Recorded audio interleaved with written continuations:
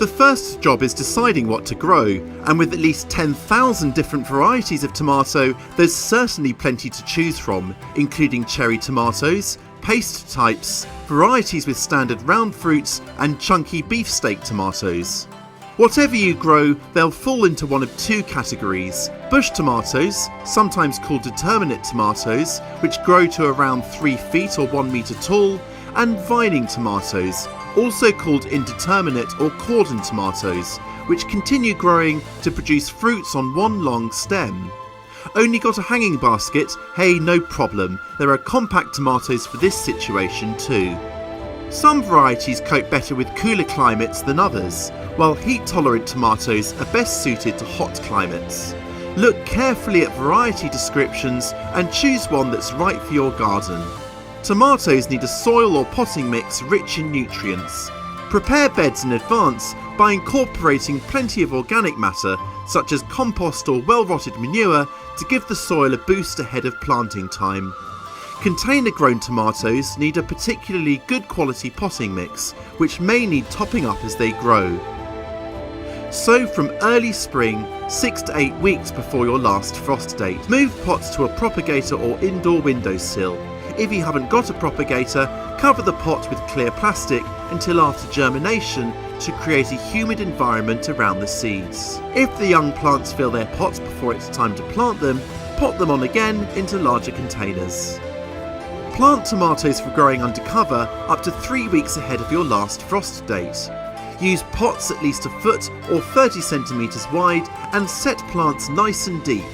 Again, you want to bury the lowest part of the stem to help anchor the plant. It's worth using bigger pots if you can. The extra potting mix means plants will need watering less often. I'm tying these bush tomatoes to a sturdy stake, which should keep them from toppling over.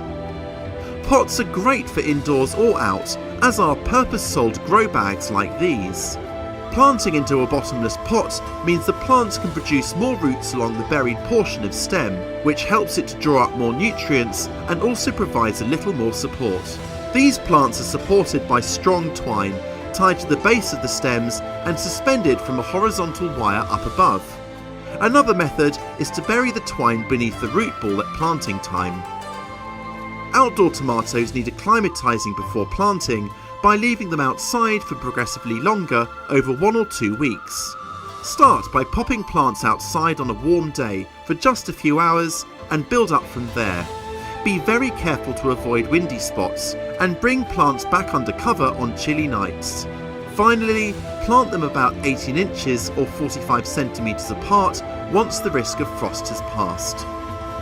Bush tomatoes can be supported simply by tying them into canes or stakes. Vining types, on the other hand, require regular attention. Weave the top of the stems around string or twine supports as they grow, or tie stems to canes using soft string. Add ties close to the trusses in order to lend extra support to heavy fruits.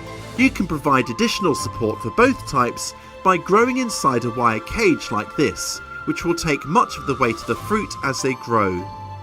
Remove all side shoots from vining tomatoes. That's any shoots growing between the main stem and the leaves, sort of like the armpits of the plant. This will concentrate the plant's energy on fruit production. Inspect plants regularly and snap them off while they're still young. Stop vining tomatoes growing any further once they reach the top of the greenhouse or polytunnel, or, in more temperate climates, once they've set 4 to 5 trusses, to encourage them all to ripen before autumn.